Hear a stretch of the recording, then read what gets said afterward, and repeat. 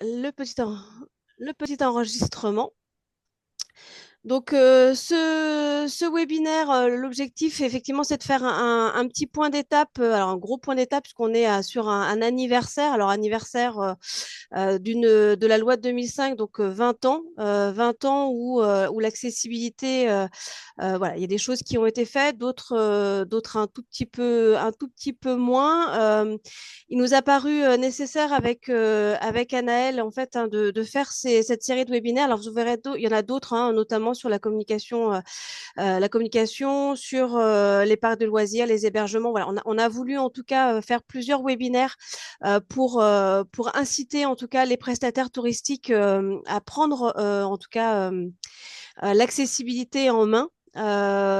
Et puis au travers de la mission hein, tourisme et handicap, de pouvoir en fait les inciter à rentrer dans ce label pour garantir une information et une fiabilité en tout cas hein, des offres touristiques qu'on peut avoir aujourd'hui sur le territoire. Euh, on aura un temps de questions qui va se faire à la fin. N'hésitez pas aussi à poser. Alors certains d'entre vous, hein, vous êtes des experts aussi de l'accessibilité. Hein. Certains, voilà, j'ai vu vos noms passer.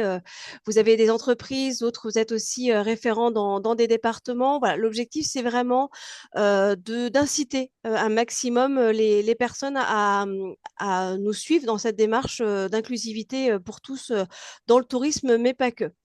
Moi, je vais commencer ce petit webinaire alors par reposer quelques petits chiffres. Hein, on les connaît tous, mais c'est toujours important de les avoir hein, pour ceux qui, euh, qui n'ont pas forcément encore ça en tête. Aujourd'hui, en France, on compte 12 millions hein, de personnes en situation de handicap, donc un Français sur 6.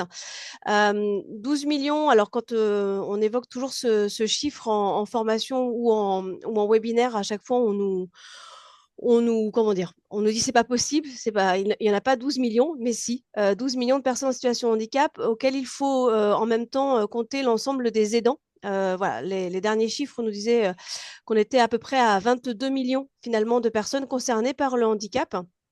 Donc voilà, donc c'est pas négligeable aujourd'hui en France, sachant que également les chiffres nous montrent qu'en 2050 on aura atteint les 20 millions de personnes de plus de 65 ans. Donc voilà, techniquement on sera à beaucoup plus de personnes en situation, en tout cas, qui auront besoin de l'accessibilité. On le reverra, hein, l'accessibilité, c'est pas et en tout cas tourisme handicap, c'est à la fois pour les personnes sur les cap, les personnes âgées et les familles. Hein. On est vraiment sur une inclusivité pour tous.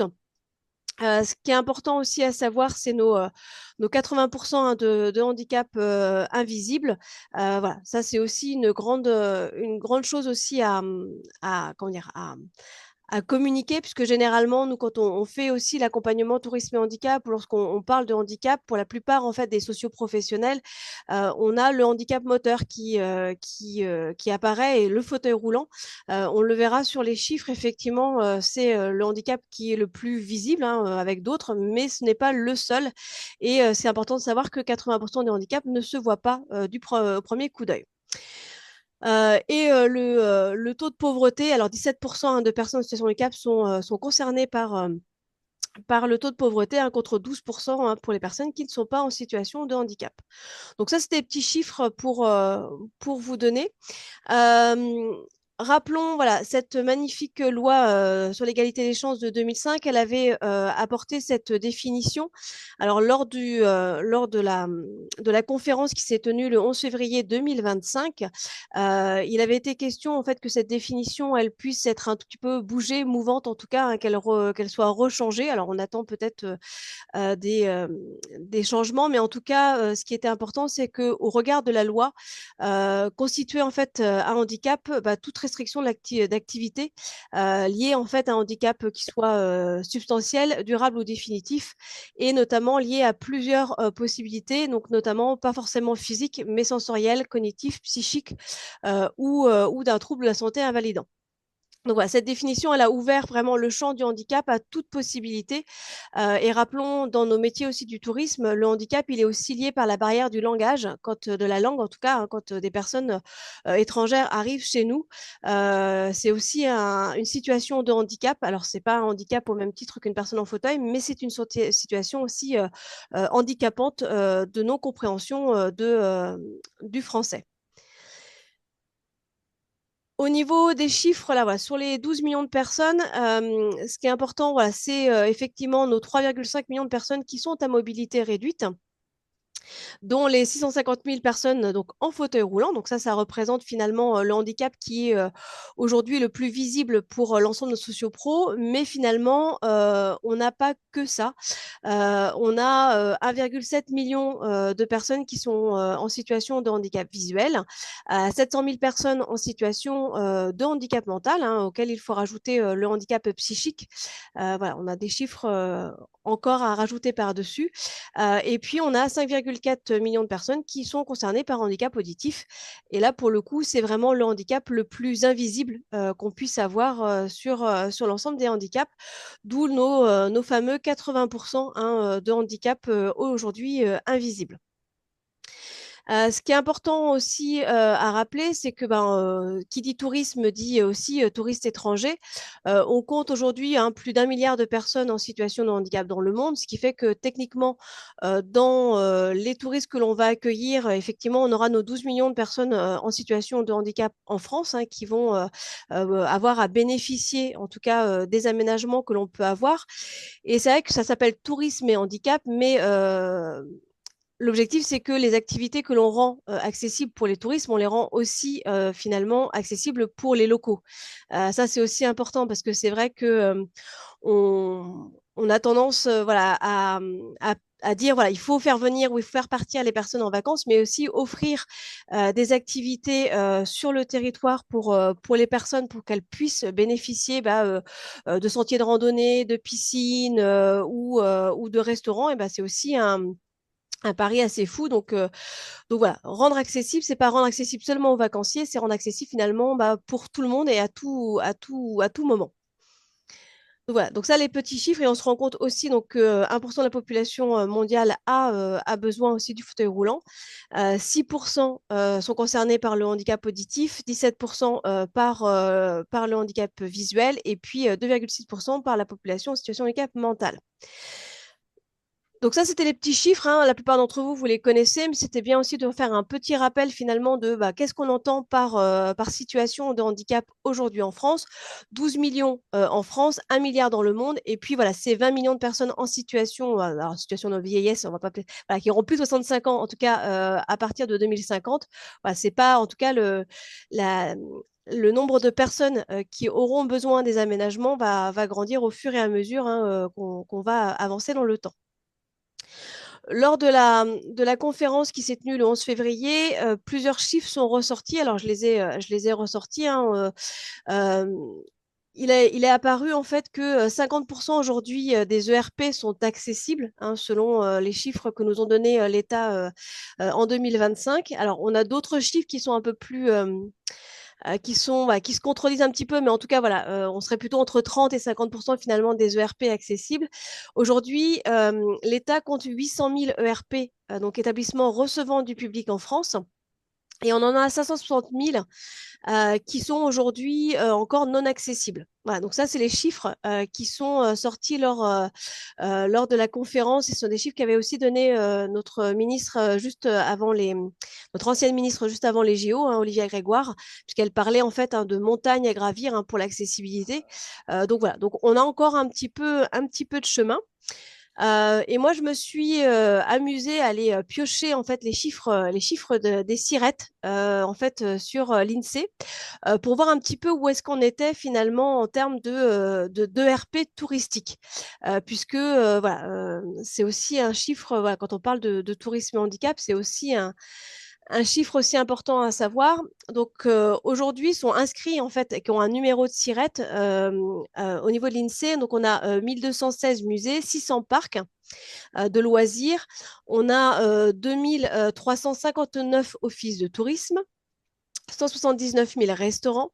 Et sur les hébergements touristiques, on était à 16 610 hôtels, 7 341 hop, je fais rentrer, excusez-moi, du monde en même temps. 7 341 campings. On était aussi à 23 000 villages vacances et résidences de tourisme, ce qui représente 710 000 lits, ce qui faisait en ERP, en tout cas touristique, 230 126. Voilà, ce qui est quand même pas négligeable. Annette nous redonnera tout à l'heure les chiffres des structures qui sont labellisées tourisme et handicap. On verra que la progression, elle peut encore voilà, comme je dis toujours, on n'est pas prêt d'être au chômage. Voilà, on a encore pas mal de progression. Et puis, on a ces structures aussi qui sont non ERP et qui, aujourd'hui, finalement, jouent pas mal de jeux de l'accessibilité touristique. C'est nos fameux meublés de tourisme et chambres d'hôtes. Aujourd'hui, alors, selon les chiffres, hein, on sait, la plupart d'entre vous, vous savez que les meublés de tourisme, entre ceux déclarés et non déclarés, c'est toujours un peu compliqué d'avoir des chiffres stables. Mais en tout cas, ceux qui sont déclarés avec un numéro de SIRET, on en a 800 000. On a 600 000 chambres d'hôtes, ce qui nous fait 860 000 établissements non ERP qui pourraient aussi se mettre en conformité, ce qui nous fait au total plus d'1 million de prestations touristiques. Voilà, sur lequel je n'ai pas en fait rajouté les IOP, installations ouvertes au public, que sont les chemins de randonnée. On peut avoir les chemins de randonnée, les plages, voilà, tout ce qui en tout cas ne rentre pas et n'a pas de numéro de SIRET, mais finalement on se rend compte que aujourd'hui, on a une progression assez importante qui va pouvoir se faire sur l'accessibilité touristique. Donc voilà, donc c'est pour ça que voilà, les chiffres, je vous disais tout à l'heure, l'État nous disait, voilà, on était à 800 000 ERP touristiques. Moi, si je compte en tout cas les SIRET qui sont déclarés à l'INSEE, on est déjà à 1 million en fait sur les structures touristiques. Donc voilà, donc c'est pour ça que les chiffres sont un peu, sont toujours compliqués en tout cas à obtenir, mais de commun d'accord, en fait, ce qui a été dit pendant la réunion le 11 février, c'est qu'aujourd'hui, on est entre 30 et 50% des établissements qui sont accessibles. Donc, encore beaucoup d'établissements qui ont en tout cas un chemin à réaliser pour devenir conformes, en tout cas, alors, sur l'accessibilité. Ce qui était important aussi, c'était de vous remettre finalement un petit peu la définition de ce qu'on entendait par accessibilité. Donc là, j'ai pris la petite définition du Larousse. Je n'ai pas été chercher très loin. L'accessibilité, c'est permettre aux personnes en situation de handicap, sur la base de l'égalité avec les autres, à l'accès à tous les aspects de la société, y compris l'environnement physique, au transport, aux services d'information, de communication et aux autres équipements et services ouverts ou fournis au public. Donc ça, c'est ce qui était par la convention en fait relative aux droits des personnes handicapées qui donc était en 2006. Et la définition se poursuivait par la mise en accessibilité rend possible un accès pour tous dans les bâtiments, les espaces publics, les transports, le numérique, les moyens de communication numérique et téléphonique et bien d'autres. Et là, en vert, je vous ai mis une petite phrase qui a été dite lors de la conférence qui dit voilà, qu'un des intervenants disait l'accessibilité universelle, c'est pensé pour tous. Le grand public n'est pas bénéficiaire de l'accessibilité par ricochet. Il n'a pas les restes des personnes handicapées. L'accessibilité, c'est pensé pour tous. Effectivement, généralement, on a tendance à penser accessibilité à une rampe. Ah oui, ça va servir pour une personne en fauteuil. Mais finalement, on se rend compte que la rampe, elle est utilisée aussi par des familles, par des personnes âgées. Et on a tendance à dire, ah, cette rampe qui a été faite pour les personnes en situation de handicap, elle sert finalement à tous. Donc oui, mais finalement, elle sert tous les aménagements qu'on fait ne devraient pas être estampillés, ceci pour les personnes en situation de handicap, ceci pour les familles, ceci pour les personnes âgées. On devrait finalement, comme l'a dit cet intervenant, penser pour tous et pas seulement par catégorisation en fait de personnes.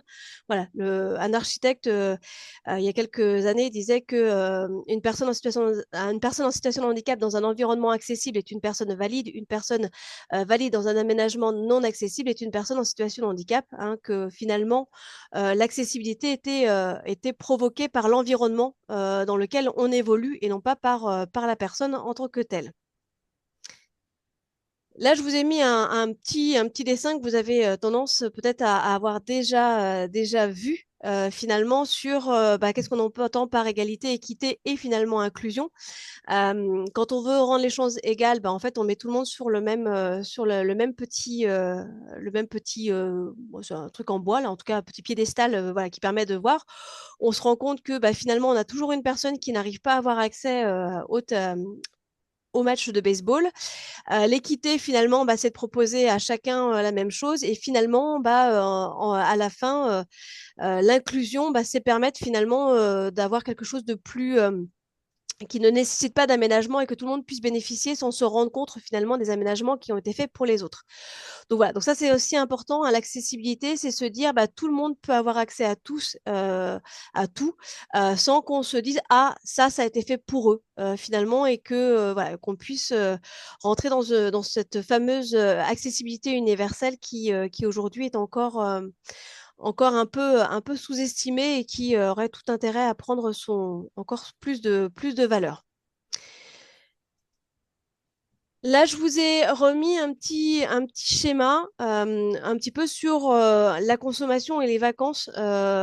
Comment en fait raisonne une personne en situation de handicap lorsqu'elle va aller en vacances. Aujourd'hui, partir en vacances, nous, quand on veut partir en vacances, on se dit, ah bah tiens, moi, je veux partir à tel endroit. Voilà, on se pose pas la question. Voilà. On se dit, je vais aller partir au soleil. Voilà, on va trouver la destination. Pour une personne en situation de handicap, finalement, le chemin est un tout petit peu plus périlleux. Aujourd'hui, on a beaucoup de structures qui ont fait des efforts hein, dans l'accessibilité. Hein. Aujourd'hui, on a effectivement Tourisme et Handicap qui permet d'avoir cette validation et cette fiabilité de l'information, mais on a d'autres structures qui aujourd'hui ne rentrent pas dans Tourisme et Handicap qui sont aussi accessibles, mais on se rend compte qu'il y a un gouffre énorme entre les personnes, en fait, entre l'offre et la demande. Aujourd'hui, ce qui finalement rend le plus inaccessible le tourisme, c'est peut-être la non-communication ou la mal-communication des structures qui sont accessibles. Donc voilà, donc pour une personne en situation de handicap, en tout cas, avoir une idée de partir en vacances, c'est d'abord essayer de trouver le lieu. Et pour trouver un lieu accessible, il faut d'abord que les structures communiquent bien sur leur accessibilité. Et ça, généralement, c'est vraiment plus compliqué. Donc, il y a pas mal d'offices de tourisme parmi vous ou d'ADT. C'est vrai que c'est le point noir aujourd'hui hein, qu'on peut avoir, c'est comment recenser l'offre, comment communiquer, faire en sorte que elle soit la plus fiable et la plus complète possible pour permettre à une personne hein, de trouver ses vacances et ne pas rentrer dans un processus galère. Moi, je suis pas mal de personnes en situation de handicap sur les réseaux et c'est vrai qu'elles le disent. Par exemple, elles réservent des hébergements qui, entre guillemets, sont soi-disant conformes et arrivé le jour J, il y a 2 marches devant la porte d'entrée. Voilà, c'est le quotidien aussi de pas mal de personnes. Donc voilà, donc il y a déjà cette idée. Et puis finalement, le départ en vacances est en capacité d'avoir les informations et une fois qu'elles sont sur la destination, c'est d'être en capacité de pouvoir aller d'un point A à un point B hein, avec soit leur véhicule ou soit avec des moyens de transport. On sait qu'aujourd'hui, hein, les réseaux de transport ont fait un énorme effort depuis 2005, mais on a encore, en tout cas sur certaines zones plus rurales, avec des difficultés en tout cas d'accès au transport. Et puis d'avoir d'autres possibilités que le simple hébergement. Il y a quelques années et encore aujourd'hui, hein, on se retrouvait avec des hébergements accessibles et puis rien autour à 50 km. Donc c'est vrai que quand on fait la demande auprès de publics qui ne sont pas en situation de handicap, seriez-vous prêt à faire 50 km pour aller faire quelque chose? Voilà, généralement c'est non, on reste plutôt sur un secteur. Une personne en situation de handicap, si elle veut avoir une autre offre en tout cas accessible, des fois elle doit aller à 50 km de son hébergement et puis on ne parle pas de la restauration où des fois c'est un peu plus compliqué pour trouver un restaurant accessible sur son lieu de vacances. Et au-delà de toute la prestation touristique, eh bien, c'est aussi la notion de service. Être capable de trouver un kiné, d'aller trouver un centre de dialyse, d'aller trouver des soins infirmiers pendant les vacances. Voilà, tout ça, c'est aussi important. Et puis, de pouvoir trouver des structures qui les accueillent sur site. Donc voilà, donc toute cette consommation touristique, elle est importante et elle est encore plus prégnante que voilà. Aujourd'hui, on se rend compte que que dans l'accessibilité touristique, on a quelques petits trous dans la raquette qui fait que concevoir ses vacances en situation de handicap peut être un vrai parcours du combattant. Donc c'est notre rôle aussi en tant que prestataire et professionnel du tourisme de faciliter et de permettre aux personnes d'être plus autonomes et de partir plus sereinement, en tout cas en vacances.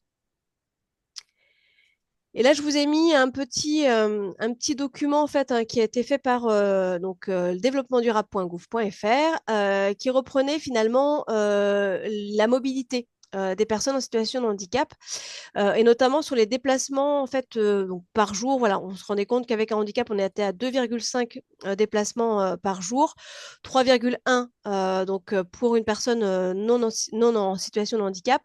Et pour les vacances, avec un handicap, on était à 4,1 déplacements par an. Quand on se rend compte qu'une personne sans handicap en faisait 7,6 et que lorsque l'on parle de déplacement pour une personne en situation de handicap, on est à plus de 80 km du domicile pour les vacances.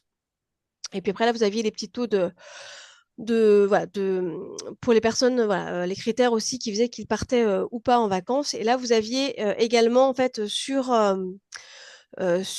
cette petite infographie, finalement, les moyens de transport qui étaient utilisés. Donc, on se rend compte qu'avec un handicap, on est à 58% en tout cas d'utilisation de la voiture, 30% donc pour tout ce qui va être marche, 9,8% utilisent donc tout ce qui va être en transport en commun et tout ce qui est vélo et autres un tout petit peu moins. Et pour les personnes donc sans handicap, on était à presque 68% d'utilisation de la voiture, 19% pour la marche et les transports en commun, on était à 9%. Donc voilà, donc ça sont les petits chiffres qui sont tombés là il n'y a pas très longtemps sur la mobilité et on se rend compte voilà, on a encore un peu de chemin à faire sur ça aussi. Finalement, les attentes qu'on a en fait, que les personnes ont en fait pour une meilleure en tout cas sécurisation et des départs en vacances, c'est finalement une meilleure information, une meilleure communication. Hein, on n'arrête pas de le dire là-dessus. C'est vrai que aujourd'hui, on le constate même nous quand on fait des évaluations tourisme et handicap, on a sur les sites internet encore peu ou pas d'informations sur le niveau d'accessibilité et sur ce qu'on peut retrouver dans les établissements. Donc c'est dommage. Aujourd'hui, le référencement et Internet facilitent beaucoup de choses, mais aussi peut être assez, comment dire, peut embrouiller pas mal les recherches. Donc plus on met d'informations et plus on arrive à communiquer. Être en mesure d'avoir plus de structures autres que les hébergements et puis du personnel formé. Euh, c'est important ça aussi, puisque en fait, des bâtiments accessibles, oui, c'est bien, mais le personnel qui est en capacité d'accueillir et d'aider et de renseigner, c'est encore mieux si on le conjugue au bâtiment. Et puis des fois, le personnel peut aussi compenser la non-accessibilité ou l'accessibilité partielle d'un établissement. Donc c'est vraiment important hein, de faire la formation ou la sensibilisation en tout cas du personnel pour comprendre les attentes et les besoins aussi que peuvent avoir les personnes. Et puis nos fameux plus de commerce et plus de transport et de mobilité. Donc voilà, donc là j'ai redressé un petit portrait aussi hein, de tout ça. Donc ce que je vous propose, c'est de passer tout de suite au témoignage aussi de Yann, qui va se présenter et qui va expliquer un petit peu son parcours et puis son engagement en Bretagne aux côtés de nous, pour le coup. Yann, je te laisse te présenter. Donc, merci beaucoup, Sophie, hein. Donc, un grand plaisir. Je suis Yann Jondou, je suis paraplégique depuis 37 ans. Je suis ambassadeur de l'accessibilité auprès du gouvernement et j'étais un ancien maire. Et en fait, vous m'entendez bien? Oui, vous m'entendez bien? Oui. Oui, très bien. Et donc, ma mission, là, pour l'instant, depuis 10 ans, c'est de voyager à travers le monde et de voir un petit peu tout ce qui est positif et tout ce qui peut avoir, justement, une action d'inclusion, aussi d'intelligence fonctionnelle. Et je le mets en avant et puis je les remonte au gouvernement et puis je le distribue un petit peu autour de moi à travers des conférences et d'autres actions. tout à l'heure, quand nous parlions de la loi de 2005, il faut quand même avoir la notion que la loi de 2005 a fait quelque chose de très intéressant, c'est qu'elle a mis en évidence non pas le côté strictement médical des personnes en situation de handicap, comme on aurait pu l'imaginer quelques années avant, mais a montré vraiment le côté citoyen, le côté humain et le côté réel de la vie d'une personne en situation de handicap. Donc, dans le cadre de l'emploi, comme dans celui de l'inclusion scolaire, que dans la culture, que dans le sport. Et donc, ça a été très intéressant d'avoir cette notion aussi de l'humain et de la place qu'il avait dans notre société. Et en lui donnant une égalité de chance et de réussite par rapport aux autres personnes, hein, qui sont aussi des personnes qui souvent ont la notion de différence. Hein. C'est vraiment cette notion-là qui a été importante, c'est que en fait, on a rentré le handicap comme quelque chose qui était un petit peu ghettoisé, et en fait, on s'est rendu compte qu'on était tous différents, qu'il y avait une place pour chacun d'entre nous sur notre belle planète. Juste pour revenir sur ce que tu disais, Sophie, moi, j'ai pas tout à fait les mêmes chiffres que toi, les mêmes nombres. Moi, il y avait 18 millions de RP, et il y en avait à peu près 900 000 aujourd'hui d'accessibles, ce qui fait à peu près 50% aussi. En ce qui concerne les personnes en situation de handicap, hein, vraiment ouais, les 12 millions, mais aussi les 8 millions d'aidants. Donc, je reviens sur ce que tu disais. Les personnes âgées, hein, 30% de personnes en situation d'âge de plus de 60 ans en 2030. Et donc, moi, j'avais une vision hein, qui est importante à travers les expériences que je vis. C'est qu'en fait, c'est pas 12 millions de personnes en situation de handicap, mais c'est 12 millions de familles avec une personne en situation de handicap. C'est 12 millions aussi de personnes en situation de handicap qui ont un environnement proche au niveau de la famille, au niveau des amis, parfois au niveau des structures qui les accueillent. Et donc, c'est une grosse erreur économique de ne pas pouvoir les accueillir parce qu'en fait, on ne se passe pas de 12 millions de personnes, mais on se passe de 12 millions de familles ou de groupes. Donc, quand on commence à calculer ça au niveau du tourisme, au niveau budgétaire, au niveau commercial, euh, au niveau de fonctionnement d'une entreprise ou d'un lieu, eh ben, on se rend compte de ne pas tenir compte de ces personnes en situation de handicap. C'est une grosse erreur budgétaire. Je ne sais pas si vous avez des questions à me poser, une orientation à me faire, Sophie. Ah, j'avais débranché mon micro, excuse-moi, Yann. Non. Oui, par rapport à tes expériences, c'est vrai que là, bon, au niveau sportif, voilà, tu as quand même fait pas mal de choses sportivement parlant. Là, il y a eu, notamment sur la photo, il y a eu avec Office de tourisme de Bretagne un parcours, en fait, comment dire, vous avez fait en fauteuil, là, il y a quelques temps aussi, comment dire, une expérience d'être de faire un parcours. Alors, je trouve plus le mot, comment C'était c'était Flemme mis, de voilà. Vie. Voilà, vous aviez fait, en fait, un parcours en Bretagne, mais voilà. Euh, quel conseil, en tout cas, toi, tu donnerais aux structures pour se rendre plus inclusives, plus, voilà, généralement, quand on parle d'accessibilité, la première chose qu'on a, nous, c'est ah, ça va nous coûter cher, ah, on n'en a pas, ah, il nous saoule. Voilà, je passe tous les clichés qu'on peut avoir quand on a en fait des demandes, mais finalement, quel serait le message à passer voilà, pour dire rendez-vous plus inclusif, plus. Ah, ben, déjà, d'abord, Sophie, si on a un établissement avec une rentabilité, ou alors si on est style office de tourisme et tout ça, orientation des personnes, il faut avoir la notion de vraiment qui est la personne. Donc, c'est bien de connaître un petit peu de quoi on parle. Hein. Quand on parle de handicap, ça veut dire que, en fait, on ne peut pas généraliser le handicap. Il est différent, il est particulier à chaque personne. Donc, en fait, moi, je pense que la première des accessibilités, c'est l'humain et c'est le sourire. C'est d'être capable d'accueillir les personnes. Tout à l'heure, tu parlais des personnes étrangères quand elles viennent sur notre territoire. On sait les accueillir à travers un sourire, à travers quelques signes. Hein, parfois, on utilise, mais c'est surtout qu'on utilise des, des-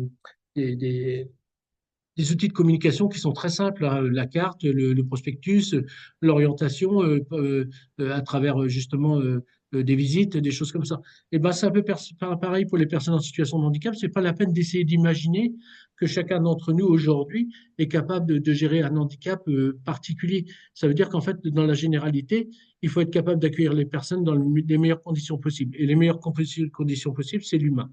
En ce qui concerne l'accessibilité pure, ça veut dire les marches, les amplificateurs de son, euh, Tout ça, c'est des choses qui sont quand même relativement accessibles aujourd'hui. Et il y a toujours des alternatives. Tout à l'heure, on parlait de quelques marches. Et ben, on peut très bien avoir une rampe mobile. Et vous savez, par exemple, si on accueille quelqu'un dans un gîte et qu'on a une rampe mobile, ben, pourquoi pas lui la prêter pour aller visiter un musée ou pour aller visiter quelque part, de façon à ce qu'elle puisse aussi l'utiliser de la même manière. La sonnette, elle est super importante aussi, hein. C'est pas le tout de pouvoir entrer quelque part, mais qu'est-ce qu'il y a derrière la porte? Et je pense que si on est capable de sonner, c'est peut-être parfois pour avoir une personne réelle derrière cette porte-là qui puisse nous donner des indications, nous accompagner. Il y a plein de choses comme ça qui sont très très simples. J'ai beaucoup voyagé en Afrique et en Amérique du Sud. Et là-bas, ben, il n'y a pas beaucoup de matériel, mais il y a vraiment l'humain qui a pris cette notion-là. Pour tout ce qui est aussi du financement, parce qu'on a peur du financement. Le financement, il y a beaucoup d'aides aujourd'hui qui sont pas utilisées, hein. Donc, on a des aides européennes, des aides départementales, on a aussi des aides nationales, hein. Et c'est vraiment dommage parce qu'on parle de communication, mais aussi communiquons sur cette possibilité d'avoir des aides, des subventions pour pouvoir avancer.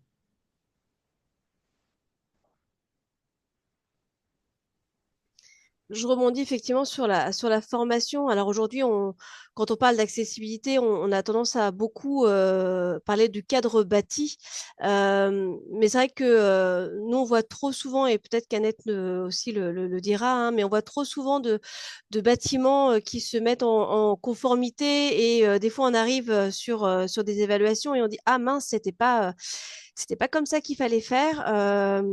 On adorerait des fois qu'il y ait plus de formation avant en tout cas des travaux ou ce genre de choses pour que quand on fait de la mise en accessibilité, on sache pourquoi on le fait et quel est le sens de chacun des travaux.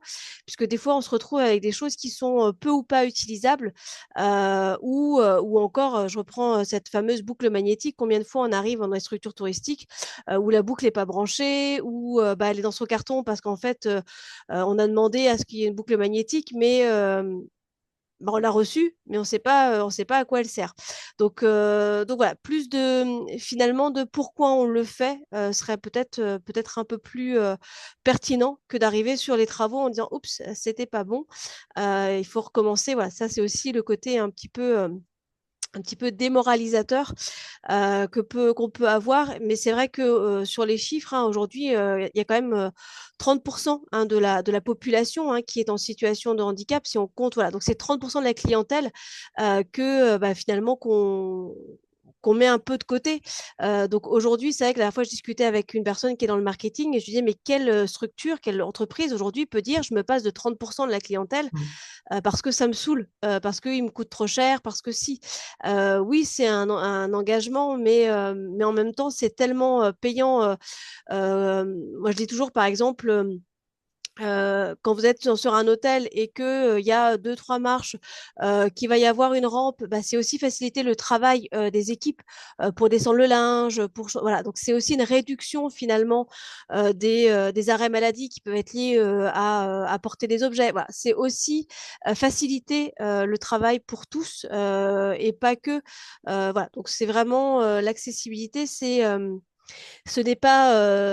pas une option finalement, c'est plutôt pas une obligation parce que j'aime pas trop ce terme, même si la loi oblige aujourd'hui, mais c'est plutôt finalement je trouve pas le mot exact, mais c'est plutôt un Du bon, choix. du bon sens. Voilà, Du c'est bon du bon sens. sens. Il faut avoir cette notion, justement, que quand tu parles, Sophie, de l'action elle-même, il ne faut pas que la personne en situation de handicap ou sa famille ne soit que spectateur. Il faut tout prix les rendre acteurs, voire même réalisateurs. Et c'est toujours très intéressant quand on fait une installation d'aller voir son petit voisin. Il y a 12 millions de personnes en situation de handicap. Donc, normalement, on en trouve ces personnes assez facilement et de les intégrer à la décision et aussi peut-être au déplacement dans le gîte ou dans la structure vraiment, il faut les rendre réalisateurs et vous allez voir que des choses très simples peuvent se mettre en place et peuvent être tout à fait réalisables dans la demi-heure. Oui, on dit toujours, voilà, il y a la solution, nous, quand on arrive en évaluation, il y a la solution A, la solution B, la solution C, mais en tout cas, il y a toujours une solution. Alors, j'essaie de retrouver, j'avais J'avais une phrase qui était plutôt pas mal. Alors, j'avais noté lors de la conférence, mais du coup, je l'ai tellement bien notée que je ne sais plus où je l'ai mise. Mais qui disait en fait que finalement, c'était l'accessibilité, c'était pas des problèmes, c'était une série de solutions qu'il fallait trouver et ne pas voir et ne pas voir l'accessibilité sous le simple problème que ça pouvait causer. Finalement, que voilà, on pouvait avoir des solutions diverses et variées pour rendre accessible. Je trouve plus voilà. Bon, je trouve plus la petite phrase, mais c'était lié au carré parfait là, sur Jean-Charles de Foucault qui avait fait ça, mais bon, je trouve plus. Bon, je vais retrouver dans mes petites notes. Voilà, j'ai tellement pris de notes que du coup, je ne sais plus du tout où est-ce que j'ai mis ça. Mais voilà, aujourd'hui, il est important de se dire, et là, je regarde une des questions qui a été posée sur la communication. Alors, Karine a posé la communication sur le fameux référentiel RGA là qu'on va avoir. Ça, on aura un webinaire là-dessus aussi sur le numérique, mais le RGA finalement apporte finalement la structure du site, mais n'apporte pas forcément l'information. Donc aujourd'hui, on a pas mal de choses qui nous permettent de savoir quels établissements sont accessibles. Alors, il y a énormément de déclaratifs. Alors, euh, certaines structures, des fois, ne font pas exprès, parce que des fois, on se dit, bon, bah, le déclaratif a ses limites, hein, les limites qui sont que c'est pas forcément toujours accessible. La plupart, c'est par méconnaissance. Hein, ils indiquent en fait une accessibilité partielle ou conforme, alors qu'ils ne le sont pas forcément, mais c'est parce qu'ils sont comment dire, peu ou pas conscients, en tout cas, de l'accessibilité possible qu'ils peuvent avoir. Mais en tout cas, voilà, la communication, c'est très important parce que voilà, je reprends un vignoble que j'ai fait il n'y a pas si longtemps que ça, qui était tourisme et handicap. Hein, c'est dans le cadre d'une mission sur l'accessibilité des vignerons. Et elle me dit, ah, mais voilà, ils ont fait une scénographie magnifique sur le vignoble. Et elle me dit, ah, c'est bizarre, on a personne qui vient en situation de handicap. Et donc, ma question, ça a été, mais comment vous communiquez Et elle me dit, on ne communique pas. Donc, bon, là, le constat était clair que effectivement, il y avait un gros problème de communication et c'est essentiellement la même chose qu'on a. Et sur ce vignoble, j'ai testé en fait en mettant accessibilité vignoble du département. Et ils arrivaient en 10e page. 10e page voilà, de Google, donc autant dire qu'aucune personne en situation de handicap n'ira, même toute personne n'ira pas jusqu'à la 10e page pour trouver ce vignoble-là. Donc voilà, c'est compliqué aujourd'hui de dire bah, je suis accessible sans communiquer et Annette le dira, tourisme et handicap finalement ce n'est que le commencement d'une belle aventure, le commencement de dire bah on est reconnu tourisme et handicap donc on doit aussi communiquer pour comment dire, faire connaître. On a l'impression, nous, quand les structures sont labellisées, que pour eux, c'est la finalité, finalement, d'un exercice. Et on leur dit, bah non, finalement, c'est que le commencement d'une belle aventure. Voilà. Donc voilà, c'est vraiment aussi, n'ayez pas, osons dire aux structures de ne pas avoir peur de communiquer. On a l'impression que qu'afficher sur leur site internet ou que d'afficher en fait sur leurs flyers qui sont accessibles, on a l'impression que ça va tout de suite les mettre un peu à la marge ou que c'est quelque chose qu'il ne faut pas communiquer. Au contraire, il ne faut pas avoir honte. Voilà. Alors, je ne sais pas si c'est une honte ou une méconnaissance, mais dans la plupart des sites, on va avoir les publics famille, publics scolaires, on va avoir plein de sous-pages dans les sites internet, mais on a rarement, sauf sur des structures qui sont très engagées, accueil pour personnes en situation de handicap ou voilà. Donc n'ayons pas peur en tout cas de communiquer sur l'offre accessible parce que c'est aussi un besoin aussi de savoir qui l'est et qui ne l'est pas en fait. Donc ça c'est important. Et c'est vrai qu'avec Yann, depuis maintenant 2 ans, un an, je ne sais même plus depuis combien de temps, mais en fait, on forme également en fait les artisans, parce que c'est aussi un maillon de l'accessibilité assez important. Hein. On s'est rendu compte que aussi il y avait une méconnaissance dans l'accessibilité des artisans hein, sur la manière de poser les éléments. Et donc ça fait aussi un an ou deux, je ne sais même plus depuis combien de temps, mais en tout cas, on forme aussi à l'accessibilité pour les artisans, puisque finalement, l'accessibilité, c'est une chaîne et qu'on est chacun un petit bout de la chaîne et que bah, en fait, on peut pas. Moi, je le dis, ça fait maintenant 19 ans que je fais partie de l'aventure tourisme handicap, déjà. Ça fait 19 ans que je répète la même chose, bon, mais ça fait 19 ans que je dis que je plante des petites graines. Alors, voilà, des fois, elles font des jolies fleurs, des fois, elles germent, et puis des fois, elles poussent pas. Mais en tout cas, voilà, moi, je me dis que mon rôle, il est aussi de planter ces petites fleurs un peu partout. Je ne changerai pas le monde, ça c'est sûr. Mais en tout cas, je plante des fleurs. Voilà, je l'ai fait. Bon, en tout cas, mes fleurs à moi, elles crèvent. Mais en tout cas, j'espère que celle de l'accessibilité, je n'ai pas la main verte pour mes fleurs à moi, mais j'espère en tout cas que les fleurs des autres, elles sont plus vertes. Mais ça, c'est voilà. Est-ce que Yann, tu avais des choses à rajouter? Est-ce qu'il y avait des demandes? Je vais reprendre un petit peu ta métaphore des Mm. fleurs. En fait, il y a le fleur, mais on peut dire il y a le jardin entier avec son potager, avec ses fruitiers, avec donc toute cette diversité-là, bah, ça fait un ensemble. Et c'est vrai que pour que ce soit équilibré, il faut que chacun trouve sa place. Dans le cadre de ton questionnement, est-ce que ça germe ou est-ce que ça pourrit ou pas? En fait, notre société va aller vers là de toute manière. Ça veut dire qu'on ne peut pas continuer à oublier une grande partie de la société comme ça. Et donc, comme tout à l'heure, on parlait des personnes en situation de handicap, des personnes âgées, mais il y a la ressource économique que ça représente. Moi, je regardais dans le sport, puisque tout à l'heure, tu parlais du sport. En fait, il y a beaucoup de clubs aujourd'hui qui s'ouvrent justement aux personnes âgées, aux personnes en situation de handicap, parce que pendant les heures où les autres personnes sont au travail ou alors sont occupées à autre chose, et ben, il y a toute cette clientèle-là, tout ce potentiel de personnes qui peuvent venir et qui leur permet de pouvoir garder leur salle ouverte, de payer leurs entraîneurs. Et je pense que le sport a beaucoup progressé dans ce sens-là. Le tourisme devrait le faire de la même manière en se disant, voilà, il y a pas de saison creuse pour les personnes vieillissantes ou les personnes en situation de handicap. Souvent, ils ont une disponibilité. On essaie d'adapter. Hein. Tout à l'heure, on a parlé de la pauvreté aussi, hein, parce que là, des personnes en situation de handicap ne sont pas les plus riches, mais il y a beaucoup de structures qui demandent à pouvoir, style les masses, les EHPAD, les foyers, les foyers partagés. Il y a il y a un gros potentiel économique là qu'il faut aller tout prix aller chercher parce que c'est très important.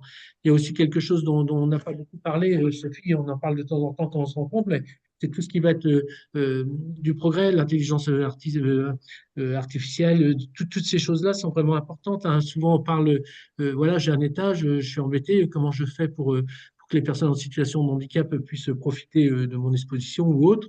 Et ben souvent, on se rend compte qu'on parle de fauteuil, donc ça représente qu'une partie des personnes en situation de handicap. Et même si ces personnes-là sont là, on peut très bien travailler avec une vidéo, on peut travailler avec. Il y a toute cette notion-là qui est très importante de comment on peut faire quelque chose de très intelligent qui soit ouvrable à tous. Et parce que le pour tous est important dans ce dont on parle aujourd'hui. On parle plus de catégorie de personnes puisqu'on parle d'une société, donc du pour tous.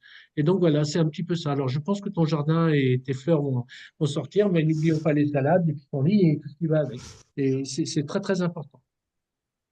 Effectivement, l'IA, voilà, c'est un peu la grande question qu'on a aujourd'hui, mais l'IA, dans le secteur des musées ou de la culture, en fait, tout ce qui était nouvelles technologies sont là depuis longtemps, hein, puisque c'est vrai que quand on visite un château, où moi j'ai fait énormément d'adaptations, en tout cas de sites, monuments historiques, donc avec toute la contrainte, et c'est vrai que les casques de réalité virtuelle, les vidéos et tout ça, ça fait longtemps partie de tout ça. Et ça a été très longtemps, malheureusement, réservé. On disait, bah, le casque de réalité virtuelle est réservé pour la personne en fauteuil. Mais finalement, aujourd'hui, voilà, on se rend compte que c'est aussi une ouverture pour tout le monde de rendre ça.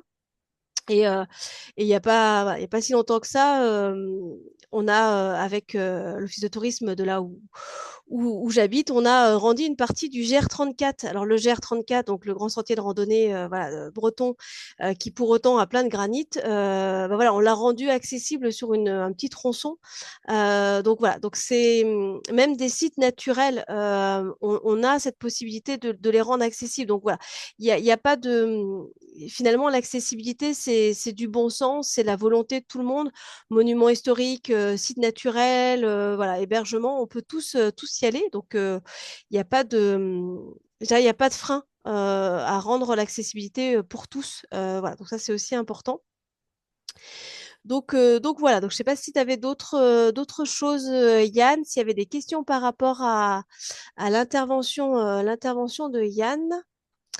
Et oui, je voyais, oui, pour le enseignant dans le tourisme, effectivement, alors la formation hein, des étudiants, il y a quelques années, Annette et ATH avaient développé un petit module de formation pour les BTS tourisme. Je ne sais pas s'il est encore en vigueur, Annette, mais elle nous en parlera ou pas. Mais c'est vrai que on est de plus en plus contacté. Moi, pour ma part, je donne des cours à l'Estua, à l'école en fait, du tourisme d'Angers, sur l'accessibilité et sur le tourisme. Donc voilà, on a aujourd'hui effectivement aussi un rôle à jouer dans toutes les filières et pas seulement touristique. Le patrimoine, mais on l'a vu, les artisans, finalement les concepteurs aussi de sites web, ce genre de choses. Là, finalement, l'accessibilité devrait être un module qu'on a dans tous les dans tous les secteurs d'activité, puisqu'en fait, on est tous concernés. Et je reprends notamment ce que tu m'avais dit une fois, Yann, sur une formation en DIBAT, quand tu as été acheter ta télé. Je sais pas si tu te souviens, voilà, sur le côté commercial de la vendeuse, en tout cas, voilà, cette expérience que tu as vécue. Et je me dis même que dans le commercial, on aurait besoin de cette formation aussi voilà, pour apprendre aussi à ne pas avoir peur finalement de la différence et du regard des autres. C'est important d'avoir cette notion euh, déjà de la première approche. Hein. C'est vrai que c'est pas toujours évident de se retrouver avec des personnes en situation de différence, hein, en fauteuil ou autre, hein, ou avec il y a des grands brûlés, il y a des gens qui sont amputés, il y a plein de choses. Donc, en fait, je pense qu'il faut pas avoir peur de montrer, voilà, bon, bah, c'est un petit peu surprenant au début, on arrive à faire une communication, mais votre métier, c'est pas celui-là, votre métier, c'est de lui offrir de la liberté. Ça lui laissait un moment, un champ de possibilités pour lui, bah, justement, pour pouvoir vivre comme les autres et parfois même de pouvoir s'inventer. Et je trouve important aujourd'hui, quand on parle d'accessibilité, de communication, d'envie et puis aussi de réalité conjoncturelle hein, de notre société, d'avoir cette notion qu'à chaque fois que vous faites bien votre métier, et je ne suis pas là pour donner des leçons, mais à chaque fois que vous donnez la possibilité à ces personnes-là de vivre quelque chose de différent justement que leur situation de handicap, de les ouvrir vers l'extérieur, mais aussi et avant tout de leur donner cette notion de liberté. Et à partir de ce moment-là, si vous partez avec ces valeurs-là, ces convictions-là, et ben, vous ferez très bien votre métier parce que c'est très naturel. C'est très naturel. Vous êtes des professionnels et c'est ce qu'on a un petit peu peur. Et c'est ce dont on parle avec Sophie souvent pendant les formations, c'est que les personnes, quelque part, on leur demande pas d'être gentils, on leur demande pas d'être plus que ce qu'ils sont, on leur demande d'être justement des humains et puis parfois, bah, juste de savoir poser un évier, parfois juste de savoir orienter, et ça nous suffit. En fait, on n'a pas besoin de rentrer dans quelque chose qui est autre que le service qu'on doit rendre. Et je trouve que c'est important parce qu'il y a trop de personnes qui se croient docteurs, qui se croient aidantes. En fait, non. Moi, quand je rentre dans une structure, c'est pour demander quelque chose. Tout à l'heure, tu parlais d'une télé. Moi, je n'avais pas besoin d'autre chose que d'avoir le renseignement sur la télé, d'acheter ma télé et de partir. Ça me suffisait. Mais vous voyez, et il y a tout ça aussi qui est important. Il faut savoir le faire et trouver le bon dosage. Il y a une balance hein, qui fait que si on est bien équilibré dans ce qu'on fait, eh ben, on est tout à fait crédible. Et nous, qu'est-ce qu'on demande quand on est en situation de handicap? Et je parle pour moi, mais aussi pour beaucoup d'autres, hein, parce que je connais beaucoup de personnes. C'est juste d'avoir cette notion, bah, voilà, on a le même renseignement que les autres, on a la même situation que les autres, on a les mêmes égalités de chance et de réussite que les autres. Et en fait, vous êtes tous partenaires de ça, en fait, à travers votre professionnalisme, vos qualités. Et si on peut juste s'arrêter à ça, partager nos qualités, rajouter un petit peu d'humain et puis de bienveillance, et ben c'est très très bien, ça suffit largement. Je pense qu'il faut avoir cette notion-là. Il ne faut pas en faire trop, il ne faut pas ne pas en faire assez, mais il faut être tout à fait naturel. Merci, merci Yann. Et puis du coup, ce que je vous propose, c'est on va passer à Annette. Alors, pour parler aussi de handicap, alors moi il y a l'année dernière, mon fils s'est cassé la jambe avant d'aller dans un grand parc d'attractions, voilà, qu'on fait souvent. Et donc là, ma première réaction au départ, c'est ah non, on part dans une semaine visiter ce parc. Tu nous fais crotte, t'as cassé la jambe. Et puis après, je me suis dit, mais en fait, ils sont tourisme handicap, donc pas de panique, tout va bien. Voilà. Et effectivement, voilà, mon fils a été en situation de handicap pendant voilà 3 semaines, le temps que ça se. Mais finalement, voilà, ce petit week-end aurait pu être comment dire gâché par ça. Et en fait, je me suis juste dit, bah, rappeler que ce parc était tourisme handicap et que je pouvais y aller les yeux fermés. Bon, ce qui arrangeait, c'est que là, en plus, l'année d'après, j'allais les refaire en évaluation. Donc, en même temps, ça me permet de tester en mystère euh, les activités. Mais en tout cas, voilà, tourisme et handicap, et ça, Annette nous le redira, c'est aussi un moyen assez important de rendre fiables, en tout cas, les structures touristiques. En tout cas, merci Yann pour ton intervention. Et puis, bah, à bientôt sur d'autres formations, du coup. Voilà, je suis obligé de vous laisser, hein, je suis vraiment désolé. Et bah, j'aurai le plaisir de vous revoir. Et puis merci à tous les participants. À très bientôt. Merci. Merci Au Merci revoir. beaucoup. Yann, au revoir. Au revoir. Merci. Et donc, je laisse la parole à Annette, voilà, qu'on ne présente plus, mais qui va quand même se représenter.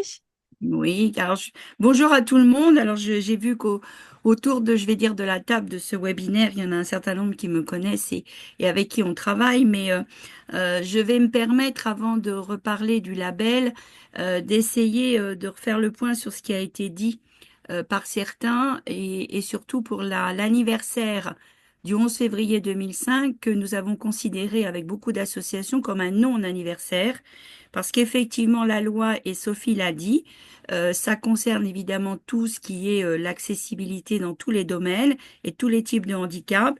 Et aujourd'hui, on est entre 30 à 50%, mais il faut pas oublier qu'on ne parle pas du tourisme exclusivement. On parle de tout ce qui est transport, tout ce qui est école, tout ce qui est logement, tout ce qui est emploi. Ou si je prends que l'emploi, les personnes en situation de handicap ont le plus de difficultés à obtenir un emploi. Bon, donc c'est toute la chaîne entre guillemets qui est très en retard et que malheureusement, bon, je vais dire que la loi du 2005 disait que tout devait être accessible en 2015. Bon, c'était un peu utopique comme idée, mais toujours est-il que aujourd'hui, on va commencer à avoir, et moi je l'ai vu, à avoir des délais qui sont accordés jusqu'en 2028, voire plus pour certaines structures. Donc à chaque fois, on saute le pas. C'est-à-dire qu'on donne des dates et puis ensuite, ben, le pas est tombé. Et il est évident que le tourisme est concerné, mais bien d'autres structures autres que le tourisme sont concernées sur ce sujet.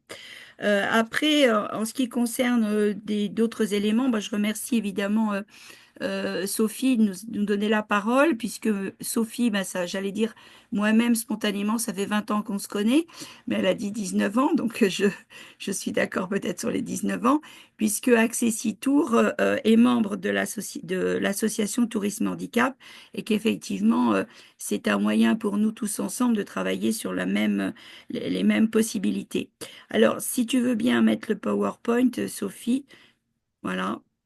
Alors, je vais vous toucher un mot sur l'association Tourisme Handicap et ensuite on va parler surtout du label Tourisme Handicap. Donc, le slide suivant va vous dire que nous, ça fait ben, presque 25 ans, puisqu'on aura 25 ans l'année prochaine, que nous sommes précurseurs en tant qu'association avec nos membres, qui sont des professionnels du tourisme, qui sont des associations de personnes handicapées, qui sont des prestataires partenaires comme Accessitour ou Handibat, que j'ai entendu tout à l'heure sur d'autres sujets, qui faisons ensemble d'ouvrir la voie à l'accessibilité pour tous et surtout avec quelque chose qui est innovateur, qui n'existait pas en 2001, c'était de ne pas parler exclusivement des personnes en fauteuil, mais c'était aussi de faire en sorte de permettre aux personnes qui ont d'autres types de handicap, donc qu'ils soient auditifs, mental et visuels, d'accéder évidemment aux loisirs et aux vacances. Donc ça, c'était novateur même avant la loi de 2005 qui évidemment a intégré l'ensemble des personnes. Notre premier travail a été non seulement de sensibiliser les professionnels, mais surtout de créer des outils. Parce que Sophie devrait s'en souvenir, on n'avait rien. On n'avait aucun outil, document, etc., qui permettait à tout un chacun de se retrouver quand on lui parlait de se mettre en conformité en termes d'accessibilité. Ne serait-ce que des mesures, ne serait-ce que ce genre de choses. Donc en fait, ça a été évidemment plusieurs années pour arriver à mettre des outils en place, mais aussi des études de marché, puisque Yann l'a évoqué. On n'attrape pas les personnes comme ça. Il faut aussi leur parler de business, pour être clair, d'augmentation de visiteurs, et que c'est important, de visiteurs évidemment en situation de handicap, leurs familles, leurs aidants, et ce point. Et dans les actions qui avaient été déterminées en 2001, lors de la création, c'était également d'imprimer sur les jeunes, si vous me permettez l'expression de cette impression. C'était effectivement avec l'éducation nationale, et ça existe toujours, des modules de l'accueil des personnes à besoins spécifiques dans le BTS tourisme, donc ça perdure. Malheureusement, ça n'existe pas encore dans les études concernant l'hôtellerie, et nous avons enfin un accord avec l'hôtellerie pour travailler sur des référentiels sur ce sujet. Alors quand je dis l'hôtellerie, c'est évidemment la réception, c'est les serveurs dans la restauration et ce genre de choses. Après, pour les universités, les autres grandes écoles, ces dernières années, ça vient, mais il a fallu toquer aux portes individuellement de toutes ces grandes écoles et des universités. Ça commence à se faire, et tant mieux, puisque pour nous, ce qui est important, c'est que les futurs professionnels du tourisme qui vont évidemment être le relais d'un certain nombre d'entre nous à un moment ou à un autre, prennent évidemment ce relais et aient entendu parler évidemment de l'accessibilité touristique. Donc ça, c'est un élément non négligeable que nous avons mis en place et qui aujourd'hui, comme disait Sophie, on a semé et on commence à récolter. Donc on utilise les mêmes expressions sur certains sujets. Donc parmi les éléments demandés par les personnes en situation de handicap en l'an 2000, qui a fait en sorte que l'association se crée, c'était de faire une information fiable pour les personnes en situation de handicap qui disait, ben, nous, quand on va quelque part, on n'est jamais sûr, évidemment, à la fois d'être bien accueilli, mais aussi de pouvoir y rentrer et de bénéficier de la prestation. Donc, on a, slide suivante, si je puis me permettre, on a donc créé le label Tourisme Handicap. Et cette année, enfin depuis l'année dernière, nous sommes en cogestion avec Atout France, puisque pendant, je dirais, plus de 20 ans, nous étions en cogestion avec la Direction générale des entreprises à Bercy, et que le transfert technique a été fait à Atout France. Donc nous travaillons en mission d'assistance à Atout France.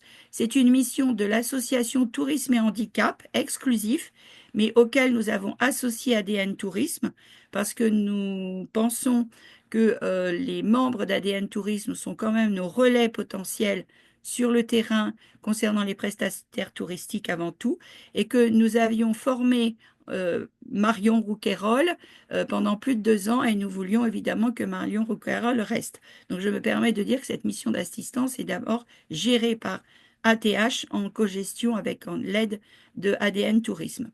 Voilà, donc cet intérêt avec Atout France, pour nous, n'est pas encore complet parce que, d'un point de vue technique, les choses commencent à avancer. Mais ensuite, ce qui est important, c'est pouvoir faire la promotion du label aux touristes français et aux touristes étrangers, puisque la mission d'Atout France, c'est aussi de faire venir un certain nombre de touristes dans différentes régions françaises. J'aurai peut-être l'occasion d'en reparler. Donc, si je peux parler du label, voilà. Le label, le logo, vous l'aviez déjà eu dès le départ. Il s'est appelé label, après il s'est appelé marque, et maintenant il s'appelle label. Bon, je pense que là-dessus, faut pas non plus se poser de questions. Ça, c'est des variations, on va dire, gouvernementales sur le sujet, mais ça reste évidemment sur la base un label. Il a été créé par l'association en 2001 et nous l'avons cédé au franc symbolique, comme on peut dire, à l'État pour que ça devienne un label d'État en 2003. Donc voilà, une action que nous avons voulu mener par l'État, et que l'État puisse s'impliquer même avant la loi de 2005 sur ce sujet. Donc si slide suivant, j'ai pas la main, donc on l'a mis en œuvre tout de suite. Alors, petit propos, le label prend en considération les cas de famille de handicap, comme vous pouvez le voir avec les pictogrammes, mais on peut être labellisé au départ pour 2 pictogrammes.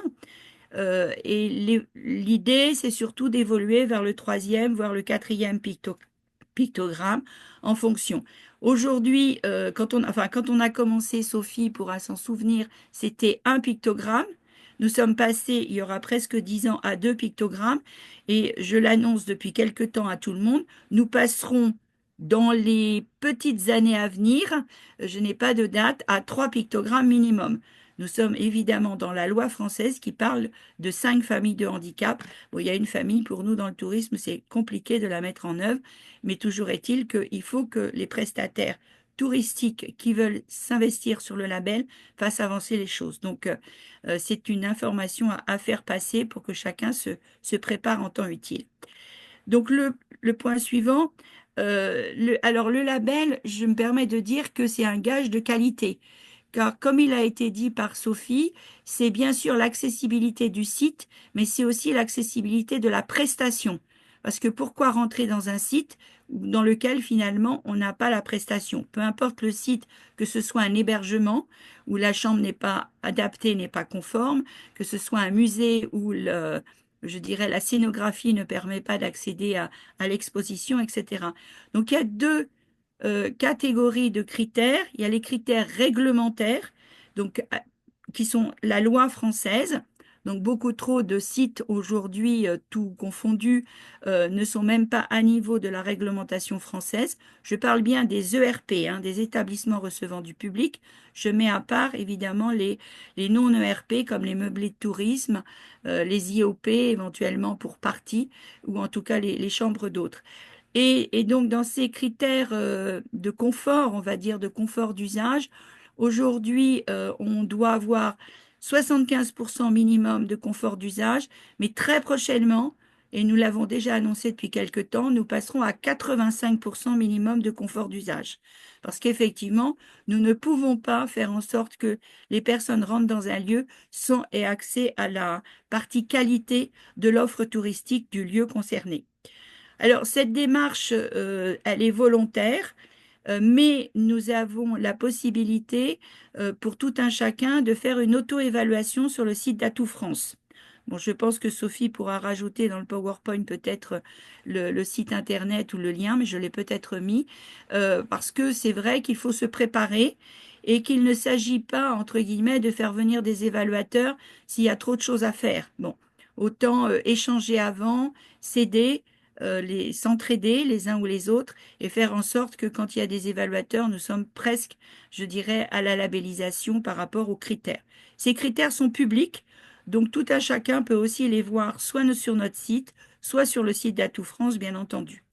Et ensuite, quand le rapport de visite est complet et peut être mis, ce qu'on appelle chez nous maintenant dans un registre, c'est-à-dire à l'étude pour être notifié tourisme et handicap, c'est ATH qui vérifie, avec l'aide de Marion, évidemment, sous notre responsabilité, pour mettre les notifications qui sont signées par Atout France. Et je rappelle que le label est attribué pour 5 ans, mais on peut faire évoluer son label pendant les 5 ans à venir. On n'est pas obligé, si on n'a que 2 handicaps, d'attendre les 5 ans. Et on a une revisite obligatoire, évidemment, pour le renouvellement au bout des 5 ans. Les 5 ans, c'est date à date, c'est-à-dire c'est date de notification à la veille des 5 ans, au bout de la date de notification. Important aussi à signaler, puisque nous ne sommes pas encore dans ce processus, mais comme on met les processus égalitaires, je vais dire, comme destination d'excellence ou ex-qualité tourisme, et je l'ai déjà annoncé pour certains, il y aura évidemment de temps en temps des visites mystères, parce que nous sommes sur un label d'État et un label national. Donc ça signifie que, évidemment, les évaluations doivent être conformes partout en France. Nous répondons à un besoin des personnes en situation de handicap et qu'on soit français, étranger, du nord, du sud, on doit trouver évidemment les mêmes éléments de confort sur ce sujet. Donc, slide suivante, Sophie. Merci. Alors oui, il y a le coût, je n'en parle pas parce qu'il est très variable d'une région à une autre. Nous allons demander prochainement comment dire, aux relais locaux quels sont les coûts qu'ils mettent en place parce on pose beaucoup de questions sur ce sujet et nous sommes en difficulté parfois pour dire la visite peut coûter 100 euros à tel endroit, 200 euros à tel endroit ou gratuite dans d'autres circonstances. Donc, mais ça dépend évidemment de la région ou du département. Le seul coût éventuel en ce qui nous concerne, c'est l'allocation de la plaque tourisme et handicap pour ceux qui le souhaitent, mais il n'y a pas d'obligation sur ce sujet. Alors, le label, alors là, voilà. Pour vous donner quelques chiffres, 4400 équipements touristiques labellisés actifs ou en cours. Alors, quand je dis en cours, soit c'est des renouvellements, soit c'est des créations et des visites qui sont soit effectuées, soit proches. sur le site d'Atout France, en tout cas, tout confondu, hein, ça va des hébergements à la restauration, aux offices de tourisme, en passant évidemment pour les sites, enfin les sites comme les parcs de loisirs qui ont été évoqués, tout ce qui est loisirs. Et je voudrais préciser que nous avançons beaucoup sur le sujet, parce que cela a été dit plusieurs fois, en tout cas par Sophie. Être hébergé quelque part, c'est bien, mais faut-il pouvoir faire des choses autour? Bon, il n'y a pas que les musées, hein, il y a aussi les opportunités comme les sentiers de randonnée, comme des vols en montgolfière, comme du parapente, comme bientôt des patinoires, bientôt de la plongée. Donc nous travaillons sur un certain nombre d'activités qui sont soit déjà efficientes sur le site de l'application Tourisme et Handicap, mais nous travaillons sur d'autres prochainement pour faire évoluer, je dirais, l'opportunité de loisirs autour d'équipements. Puisque c'est important, évidemment, de ne pas rester dans sa chambre d'hébergement et de ne pas pouvoir faire autour. J'avais marqué les sites, les offices de tourisme, parce que je pensais qu'il y en aurait un certain nombre qui seraient autour de la table. Nous étions récemment là à 646 offices de tourisme. Alors, j'ai pas tout à fait les mêmes chiffres que Sophie qui parlait de 2300, quelque chose comme ça, parce qu'en fait, comme on travaille avec ADN Tourisme, on est sur une base de 1200 et quelques. Donc, nous sommes même sur la base de ADN Tourisme à 50% simplement des offices de tourisme sur ce sujet. Alors, une petite chose à vous indiquer, nous n'avons pas toujours eu le soutien de l'État, entre guillemets, pour le développement et la communication. Nous espérons bien entendu qu'avec Atout France en 2025 ou 2026, nous aurons évidemment ces moyens de communication malgré les difficultés.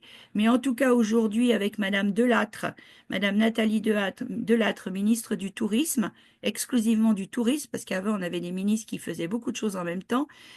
Vous avez peut-être entendu que le 11 février, elle soutient corps et âme, je vais dire, le label Tourisme et Handicap. Nous avons déjà eu une action récemment. Nous aurons d'autres actions la semaine prochaine avec elle. Et elle nous a même fixé un objectif. Alors, je fais participer certains qui sont autour du webinaire parce que ce sont des relais locaux. Elle nous a fixé un objectif de 500 labellisés supplémentaires. Donc, ça veut dire des créations. Donc, je ne sais pas si cet objectif est raisonnable, mais enfin, en tout cas, on va essayer de le tenir le plus possible avec l'aide de tous. Donc, élément slide supplémentaire. Voilà. Donc, il vous a été évoqué les sites Internet et les informations sur les sites. C'est essentiel. Bon. Alors, on va pas parler de RGA parce que c'est des parties techniques, même si ATH fera bientôt pour les relais locaux un webinaire sur ce sujet-là. Et ce qui est important, et cela a été dit, c'est le contenu sur le site Internet. Le contenu, c'est effectivement, nous sommes très surpris qu'un certain nombre de lieux labellisés n'ont pas de page dédiée à cette partie-là pour dire et attirer évidemment le public concerné. Donc il est vraiment, vraiment important de travailler dans ce sens. Alors je fais une petite remarque, certains ont écrit dans le chat les widgets. Bah, aujourd'hui, les widgets peuvent exister sur les sites si on veut les rendre accessibles. Bien entendu, à un moment donné, il y aura la loi qui se met en place pour 2030 et bientôt, il y aura une directive européenne qui va sortir au mois de juin et que nous expliquerons dans notre webinaire technique à nos relais locaux prochainement. Donc, en fait, c'est hyper important. Bien sûr, il y a le Tourisme et Handicap qui est aujourd'hui le seul site qui référence les lieux labellisés correctement. Je vais dire ça comme ça avec photo. Donc, vous pouvez aller voir dessus si ça vous intéresse. Mais c'est surtout dédié au grand public pour voir et sélectionner ces sites Internet. Donc, le point suivant, je pense que c'est euh, Sophie, voilà. C'est de vous dire aussi que nous avons des magazines qui sont à la fois pour le grand public, distribués dans des salons, qui sont sur site Internet, bien entendu, mais qui sont également de temps en temps en format papier pour donner des bonnes idées et des bonnes pratiques aux personnes en situation de handicap. Nous sollicitons les lieux labellisés, les régions. D'ailleurs, dans le dernier numéro, on parle beaucoup de la Bretagne. Dans le prochain, on va parler de Pays de la Loire avec Sophie, entre autres, parce qu'en fait, les personnes en situation de handicap cherchent à la fois des parcours. Donc, nous avons commencé aussi chez nous, chez ATH, l'idée de parcours, mais également de pouvoir avoir des bonnes idées. Et cela donne aussi des idées aux prestataires concernés. C'est-à-dire que quand un office de tourisme nous dit qu'est-ce que je dois faire, bah, quelquefois on le renvoie vers des articles qui ont déjà été édités et qui lui permettent d'avoir des bonnes idées sur ce sujet avec leurs homologues sur ce point. Donc, sachez que tout site labellisé ou tout relais local qui travaille sur ce sujet peut nous amener un certain nombre d'articles pour en parler, puisque nous avons à peu près maintenant presque 9000 vues de chaque magazine et essentiellement par des personnes en situation de handicap. Donc voilà. Le point suivant, c'est peut-être les fiches conseils. Voilà, pour revenir sur le site web, nous avons créé des fiches conseils pour indiquer ce que nous voulons par thématique. Donc celle-ci, c'est la fiche conseil Office de tourisme, mais il y a une fiche conseil hébergement, ERP, hébergement non ERP, restaurant, lieu de visite, pour indiquer les éléments essentiels souhaités dans une page dédiée ou un chapitre dédié pour les personnes en situation de handicap. Et sur chaque fiche, vous avez des bons exemples, des exemples que nous avons sélectionnés dans chaque thématique qui permet à chacun, évidemment, de s'en inspirer, hein. En fait, l'idée, c'est de s'inspirer de certaines choses et de pouvoir faire en sorte de le faire savoir. La page suivante, je ne sais plus, voilà. Alors, on parle beaucoup de formation, on l'a évoqué. J'ose aussi dire que chez ATH, on a mené un travail pour les musées, puisqu'on avait des soucis avec les musées en termes de formation et d'accessibilité. Donc aujourd'hui, on est à plus de 2500 apprenants et 260 musées qui se sont connectés, parfois avec plusieurs personnes, et qui permettent de former, et c'est gratuit, de former évidemment l'ensemble des personnes qui travaillent dans ce musée, parce qu'on parle souvent de former les gens à l'accueil, les collaborateurs à l'accueil. Il faut former aussi les autres typologies de collaborateurs pour que ça forme un tout et que ça soit une vraie équipe. Si je prends les hôtels, c'est à l'accueil, mais c'est aussi le personnel qui fait les chambres, c'est aussi le personnel de communication, etc., qu'il faut arriver à former. Donc c'est tout un ensemble et ça, Sophie, là-dessus, fait un certain nombre de choses en tant qu'Accessitour sur ce point. Donc, nous allons en faire un autre bientôt sur les sentiers de randonnée avec les Ardennes, voilà, pour le dire. Bon, tu peux afficher, si tu veux, les choses. Je vais essayer de revenir sur certains points. Notre propos, à travers le label, c'est de limiter, quand on pourra limiter, tout ce qui est déclaratif, parce qu'il y a encore trop de déclaratifs. Alors, c'est pas forcément je dirais, des prestataires qui veulent mal faire, mais qui se rendent pas compte qu'ils sont pas accessibles. Et donc des personnes qui viennent et qui sont déçues et qui, évidemment, se posent beaucoup de questions sur ce point. Donc, pour nous, le label, c'est le seul moyen qui existe d'identification des lieux vérifiés accessibles.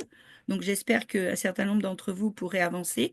J'ai vu des éléments concernant comment dire, les aides.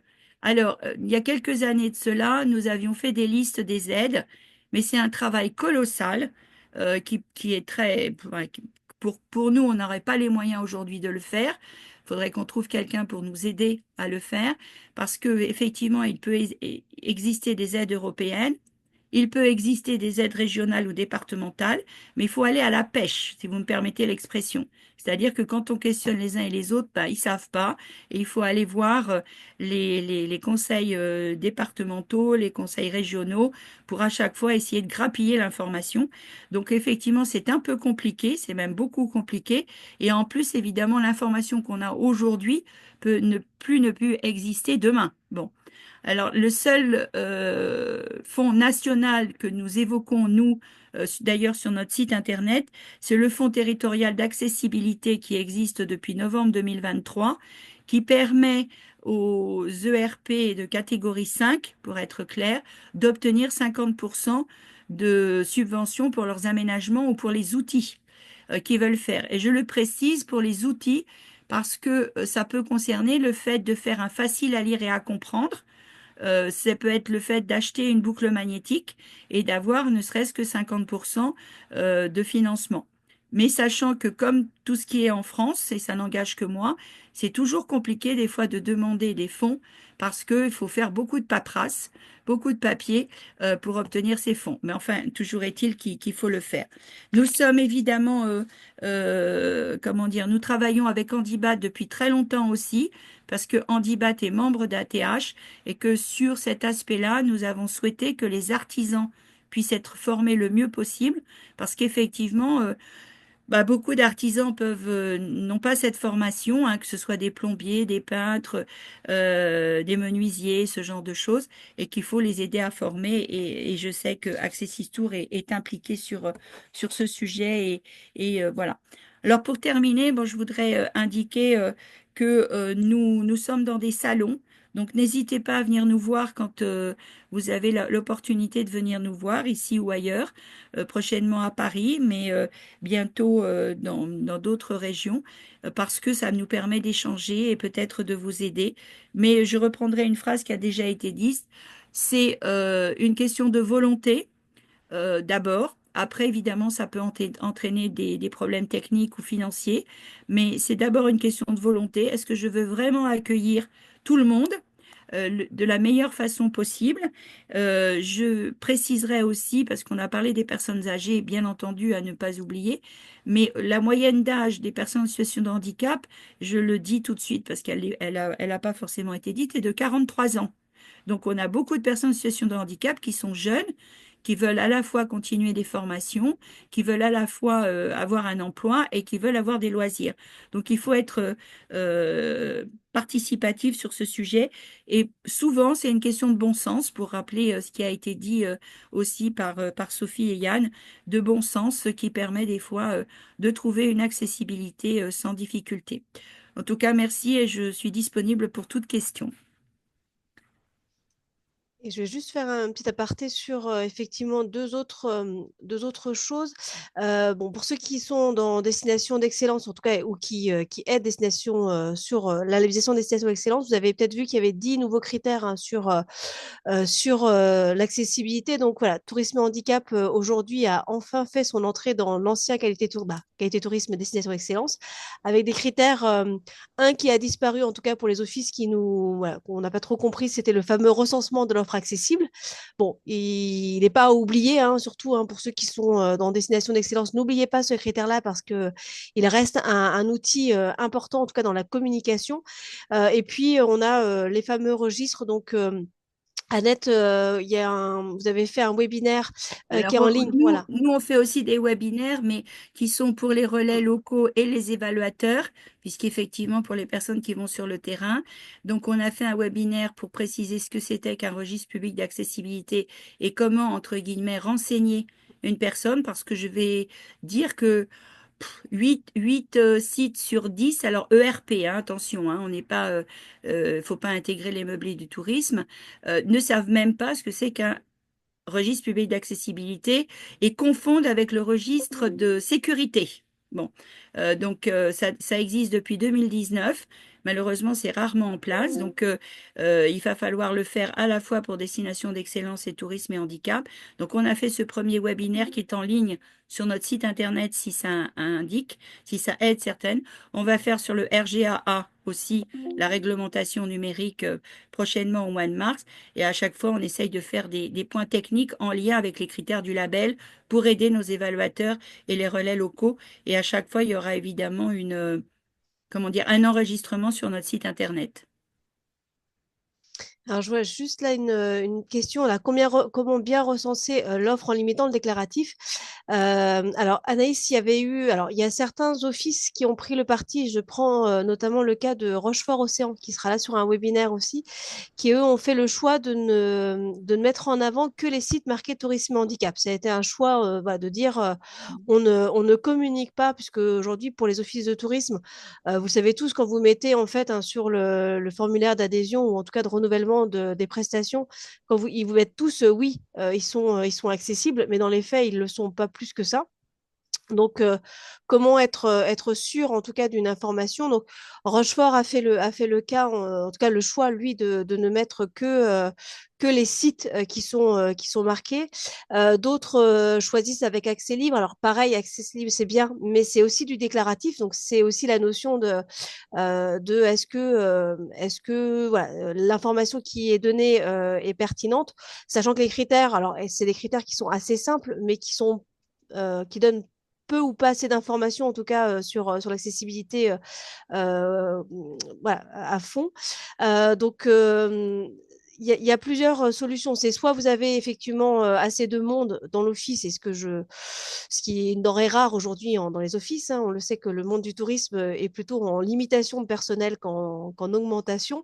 Mais en tout cas, d'avoir un questionnaire. Nous, c'est ce qu'on a fait, et ça va être le cas d'une formation que je vais avoir avec certains offices de tourisme du 29 là prochainement. C'est sur justement comment recenser et collecter une information en fait la plus fiable possible. Donc avec au-delà en fait voilà, il y a tourisme handicap, mais comment on fait pour que qu'on ait une information. Donc ce sera une formation que l'on va faire, mais c'est toujours compliqué sur un nombre de 300 ou 400 adhérents.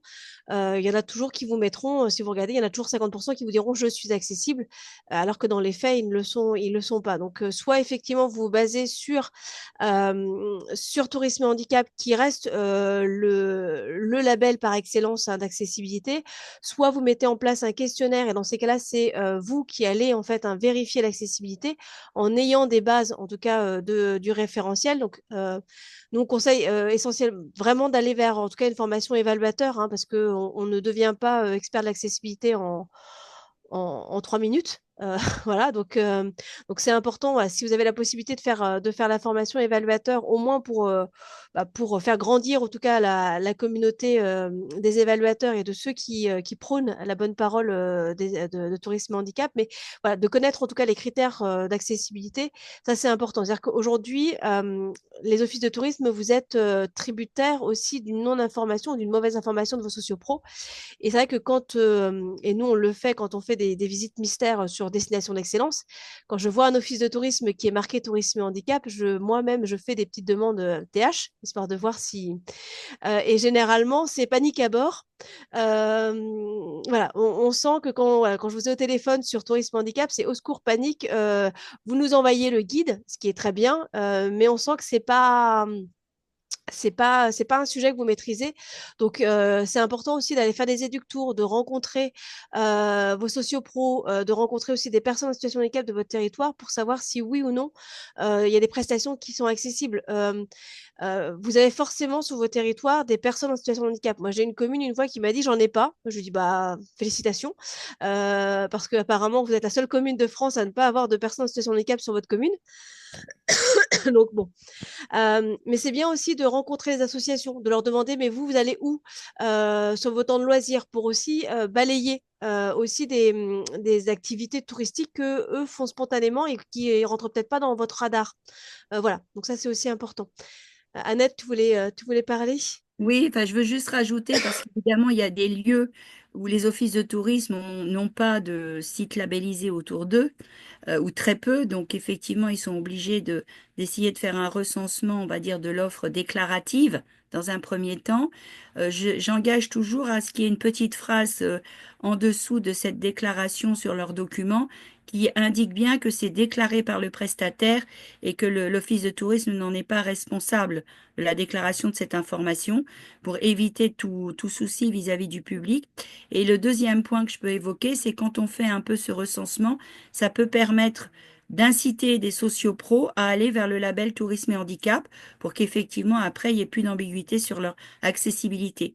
Donc ce recensement a, je dirais, a deux objectifs, évidemment le public concerné, mais aussi pourquoi pas l'information et la mobilisation des sociopros du territoire. Et puis, il y avait un autre label, alors qui avait été mis un peu en stand-by, mais je crois qu'il est revenu. Annette, c'était Destination pour tous. Voilà. Alors, Je sais pas si, Alors, je si peux pas me voilà. permettre, voilà, je peux pas me permettre aujourd'hui de te parler destination pour tous parce que il y a le projet, mais enfin, comme à chaque fois, si les délais sont retardés, récemment, on m'a dit que le projet va être présenté au Conseil interministériel du handicap qui aura lieu le 6 mars. Mais je dis bien attention parce que ça fait au moins plusieurs fois qu'on me dit après qu'on a reculé. Donc en fait, je ne garantis rien. Enfin, en tout cas, je m'engage pas.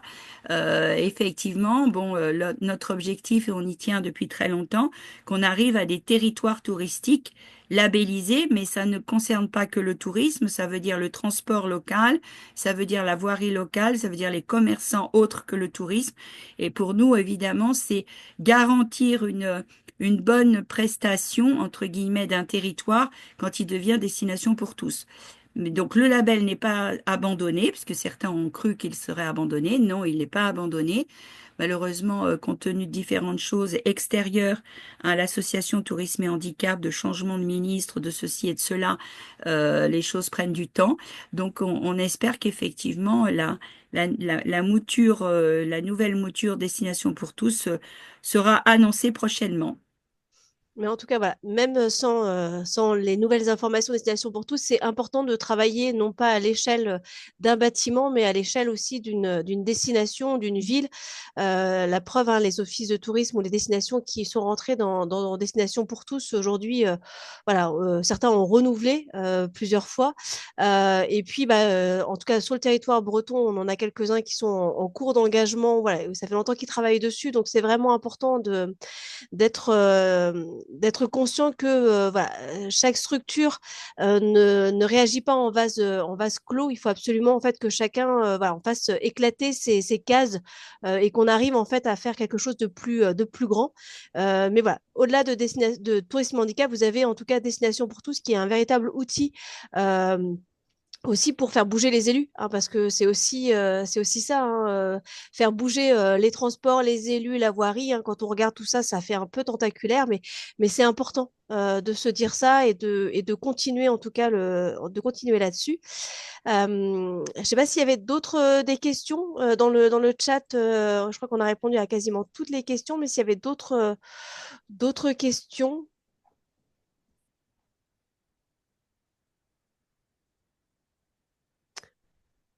J'ai pas l'impression qu'il y en ait d'autres, mais en tout cas, voilà, nous, on a pensé, voilà, il y aura d'autres webinaires aussi qui seront prévus. Donc, on en a un aussi hein, sur la communication accessible. Donc, ce sera également aussi sur RGA. Donc l'objectif, voilà, c'est de parler de cette réglementation hein, qui sera effective à partir du 28 juin hein, pour les structures de plus de 10 salariés. Voilà, l'objectif, c'est que vos sites, vous ayez à minima fait le diagnostic pour le 28 juin. Donc, n'hésitez pas hein, pour les structures à venir sur ce webinaire. Pour ceux qui ne sont pas relais ou voilà, il y en aura un autre fait par ATH, mais pour les structures touristiques, n'hésitez pas aussi à venir sur ce webinaire-là. Et puis après, on a pensé en fait une série de webinaires où là, en fait, ce sont des sociopros qui sont intégrés dans Tourisme et Handicap, qui vont venir vous parler de leur expérience. Donc, on a en fait le 7 avril sur les musées. Donc là, on a le Château des Ducs de Bretagne, qui est donc un monument historique qui est aujourd'hui un des châteaux les plus accessibles. Hein. Voilà, ils ont fait un travail énorme. Un très bel exemple, Sophie, qu'on Voilà, n'arrête pas de donner. oui, C'est là que ça revient quand on veut, on peut. oui. Voilà, donc comme quoi, voilà, moi c'est un exemple que j'aime beaucoup parce qu'on peut être un monument historique et être très inclusif. On aura aussi la Cité des Vins de Bordeaux, donc là un monument, sur un site construit, mais voilà, qui a aussi fait preuve d'une très belle accessibilité. On aura le 22 avril sur les sites touristiques, donc on aura le Grand Parc du Puy du Fou qui sera là aussi, donc avec cette problématique d'être sur sur à la fois des monuments, à la fois un site avec 80 hectares. Voilà. Donc, comment rendre en tout cas un site énorme accessible quand on le veut et thématisé. Et puis, on aura également un parc zoologique hein, qui sera présent. On aura le 28 avril sur les hébergements. Donc là, on aura la chance d'avoir Monsieur Pansard d'Accor, du groupe Accor, qui sera là pour expliquer aussi la mise en accessibilité des établissements du groupe Accor. Mais on aura également un gîte qui est dans le 44, qui s'appelle le gîte aux petits oignons, qui est un gîte qui accueille des personnes en situation de handicap et notamment plus particulièrement une clientèle d'enfants atteints d'autisme, puisque ils ont fait une pièce sécurisée, en tout cas une pièce ronde, voilà, dans laquelle l'enfant ne peut pas se blesser avec des outils de motricité. Donc voilà, elle vous présentera tout le projet. Le 5 mai, on aura sur les festivals et manifestations accessibles. Alors, il n'existe pas de référentiel tourisme et handicap sur les festivals, bien que ça a été demandé des millions de fois, je pense, à Annette, de pouvoir faire ça. Mais c'est vrai que le fait que ce soit tous les ans, ce serait compliqué en fait de faire un label dessus, mais en tout cas, voilà, on le sait, l'attractivité touristique est souvent liée, en tout cas, au festivals et aux manifestations qu'on peut avoir. Donc, nous, on a souhaité aussi vous faire part de plusieurs festivals et notamment du collectif des festivals bretons qui a engagé depuis un petit bout de temps une démarche d'accessibilité de tous les festivals. Des grands festivals bretons. Et on aura également le Hellfest, si je ne me trompe pas, Anaël, qui sera là. Et puis, la communication des offres accessibles. Donc là, on aura Lorient Agglomération qui a développé un outil qui vous présentera. Et puis, on aura aussi Rochefort Océan qui nous parlera aussi de la communication et la manière dont ils valorisent leur site. Donc voilà, donc tout ça, n'hésitez pas à vous inscrire, à diffuser aussi auprès de vos partenaires.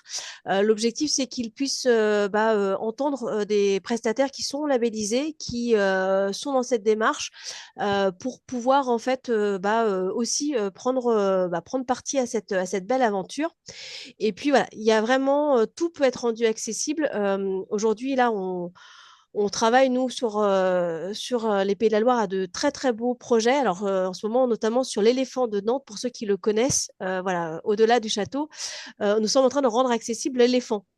Donc, si on est capable de rendre accessible un éléphant, je peux vous dire qu'on est capable de rendre quasiment tout est possible. Quand la volonté y est, on est capable de le faire. Voilà. Et au-delà, il y a d'autres projets magnifiques dans les Pays de la Loire et dans d'autres régions. Donc voilà, la volonté est vraiment, je dirais, le premier pas. Et quand on veut, on peut, par la porte A, la porte B ou la porte C, mais en tout cas, on peut toujours y arriver. Et il y a une petite question. Y a-t-il un nombre maxi? Alors oui, on limite à 100 personnes pour éviter d'avoir trop de monde, mais voilà, de manière générale, après ils seront diffusés, mais bon, on évite d'avoir trop de monde. À 100, c'est déjà pas mal. Là, vous étiez 60 personnes aujourd'hui, donc c'était plutôt pas mal. Et juste une petite phrase voilà, qui était aussi dans la conférence. L'accessibilité ne peut être le résultat, c'est un engagement collectif. La participation de tous est obligatoire. L'accessibilité est un projet de société. Effectivement, en fait, si chacun met sa petite part au puzzle de l'accessibilité, on arrivera en tout cas à faire des choses magnifiques. Donc voilà. Alors, je n'arrive jamais à mettre la phrase dans le bon sens, mais voilà. Tout seul, on va plus vite. Ensemble, on va plus loin. Je sais jamais, j'arrive jamais dans le bon sens, mais en tout cas, la chose est là. C'est en tout cas, voilà, plus on est de fous et plus on arrive en tout cas à créer une société plus inclusive.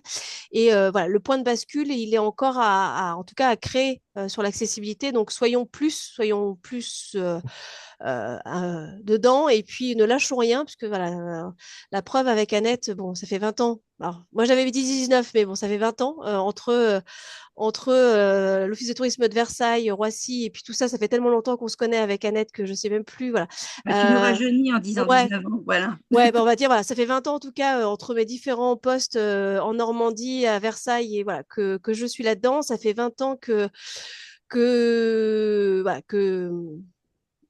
que je trouve que cette aventure est à la fois folle et en même temps tellement géniale de voir tout ce qu'on est capable d'accomplir. Donc, n'hésitez pas à nous rejoindre dans cette magnifique aventure un peu folle, mais tellement sympa. Voilà. Donc, je ne sais pas s'il y avait d'autres questions, mais en tout cas, je vous remercie tous d'avoir participé à ce webinaire. Et puis, n'hésitez pas à vous inscrire aux autres. Voilà, plus on arrive à faire des petites plantations et plus le gros jardin de l'accessibilité sera énorme avec plein de diversité. Merci beaucoup à tous.